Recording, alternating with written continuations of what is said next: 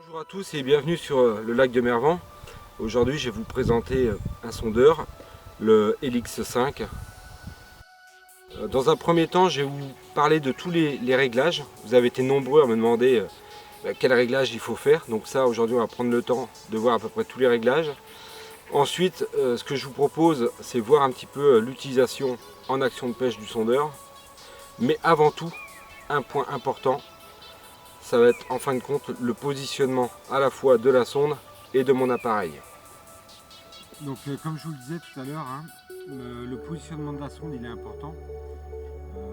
Je vais positionner en fin de compte la sonde sur le premier tiers, voire la moitié de mon bateau, sur la partie avant. Donc là pour ce faire j'ai une canne en inox et je viens positionner la sonde donc, sur le côté du bateau. Il faut que la canne soit relativement basse pour que, notamment lorsqu'on est en side imagine, donc ça je vous présenterai cette fonction une prochaine fois, elle puisse bien prendre et ne pas avoir de perturbation.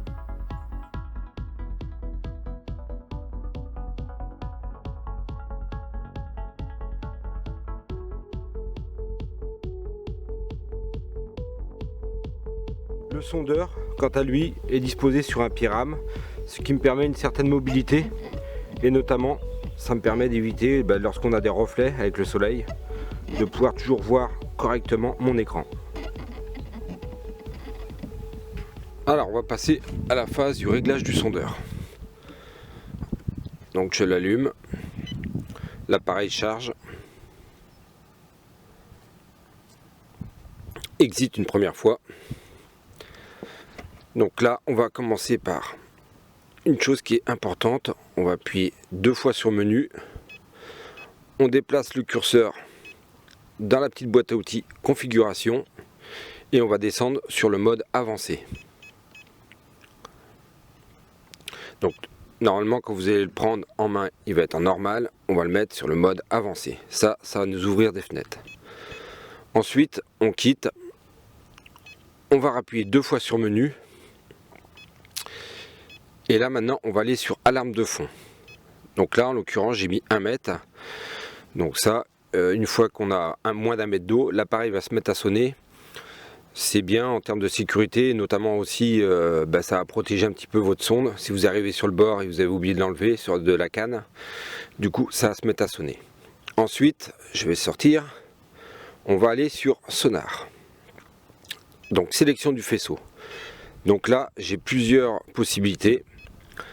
Soit j'ai 83 Hz, soit 200, soit 200 et 83 Hz. Alors ça, en fin de compte, il s'agit de l'angle du faisceau. Donc en 200 Hz, ça va nous servir à pêcher dans des eaux relativement profondes, et en 83 Hz, dans des eaux un peu moins profondes. Et le cumul des deux, comme je viens de mettre à l'instant, 200 et 83 Hz, ça nous fait un angle de 60 degrés. Donc là ça permet de prendre bien les poissons sous le bateau mais aussi à côté du bateau. Ensuite on va descendre sur sensibilité de surface. Là vous allez voir, quand elle est à son maximum, on se rend compte sur l'écran qu'on a de la perturbation qui apparaît en surface. Donc ça je vous invite à le supprimer.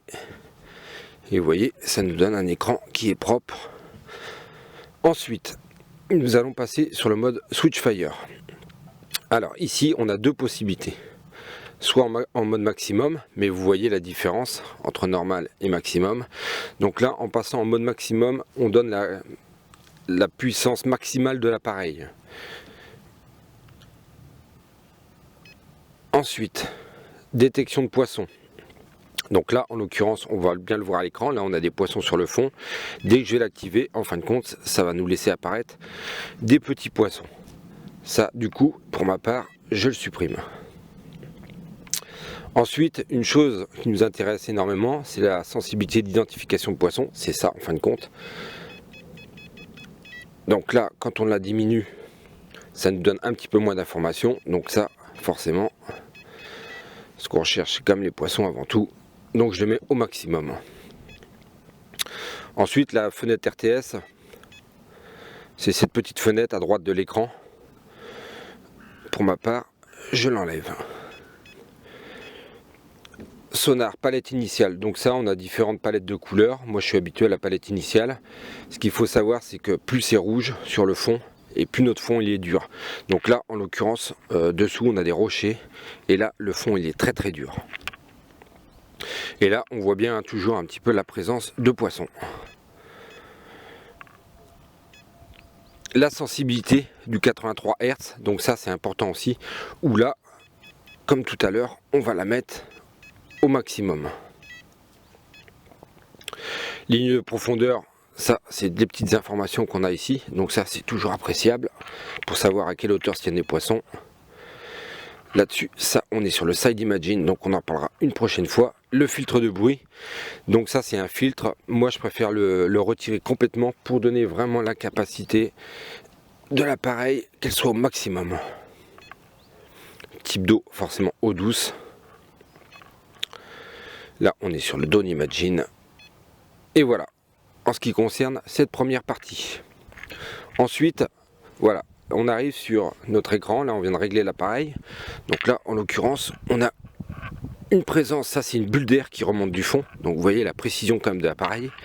Et ici on a quand même pas mal d'échos de poissons sur un fond dur toujours.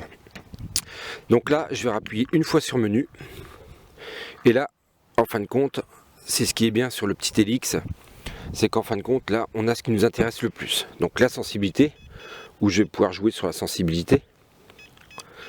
Donc ça il faut pas trop charger l'écran non plus, là on est pas mal.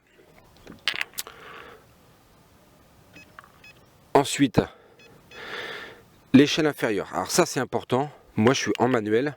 Alors on peut avoir le mode automatique qui est comme ceci. Mais là on voit bien que notre fond il apparaît à la moitié de l'écran. Donc là moi je passe en manuel. J'ai 11 mètres d'eau. Je vais venir positionner mon curseur sur 12. Voilà. Ce qui fait que là j'ai bien mon fond. Même j'aurais pu le mettre sur 11 pratiquement. J'ai bien mon fond sur le bas de l'écran. Et là j'ai mes échos de poisson. Ensuite, dernier point, la vitesse de défilement. Donc là, je suis au maximum. Quand je navigue, je me mets au maximum. Et une fois en action de pêche, et notamment en verticale, je viens diminuer la vitesse de défilement de l'écran. Et là aussi, ça me permet de me donner un maximum aussi d'informations.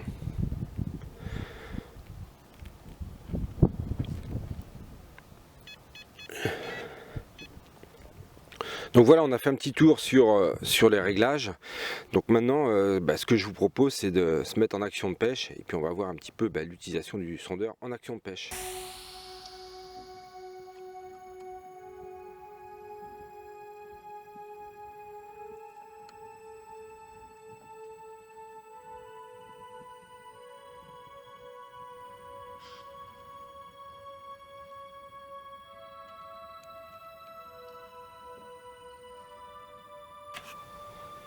Donc là on voit bien en action de pêche, on voit bien mon fil qui est descendu. Et là je suis en train de jiguer, d'ordiner. Donc on voit bien sur le fond le leurre qui monte et qui descend.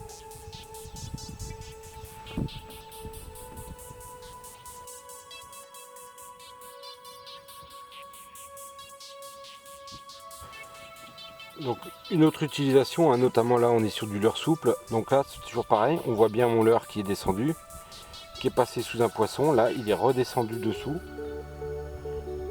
Et par moment on va le voir qui va apparaître. Donc là on a la présence d'un poisson qui est positionné sous le bateau. Et ici on voit mon leurre. Regardez, je vais monter à l'écran.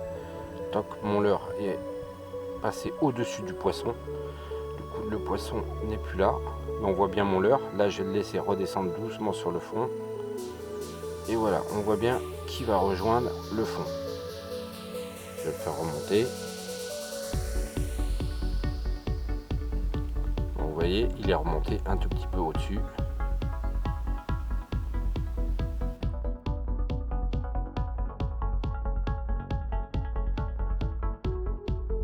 Donc là, une première capture d'écran. Donc ici, on voit une boule.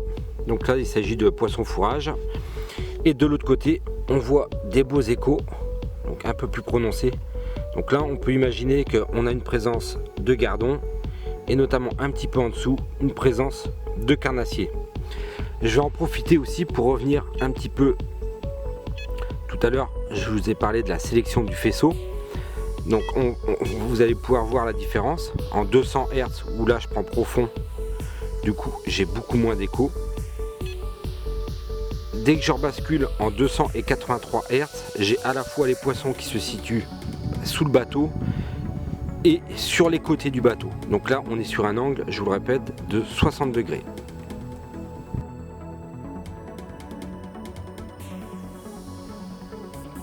Donc toujours un petit peu dans les captures d'écran, hein. Là encore une nouvelle capture, donc là avec un écho bien décollé, bien marqué, bien seul, et là on a une présence de poissons blancs, poissons fourrage, hein. Ça c'est important, hein. Souvent ils sont pas loin les uns des autres, avec encore un écho bien marqué, et là on retrouve encore une boule de poissons fourrage.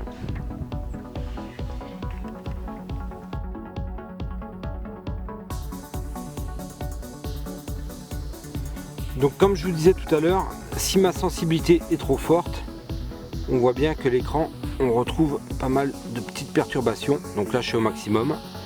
Donc là je vais enlever mes perturbations et du coup ça me laisse apparaître vraiment mes échos de poisson. Tout à l'heure aussi je vous disais dans le réglage, notamment du switch fire, donc je suis en mode avancement. Si je le mets en mode max, vous allez voir aussitôt que je vais avoir beaucoup de perturbations sur mon écran. Donc là, soit je peux rester en mode max, ressortir du menu, me remettre sur la sensibilité et du coup rebaisser la sensibilité. Donc la vidéo se termine. Écoutez, j'espère que cette petite vidéo va vous permettre un petit peu de peaufiner vos réglages. En tout cas pour moi aujourd'hui elle se termine en beauté, avec la capture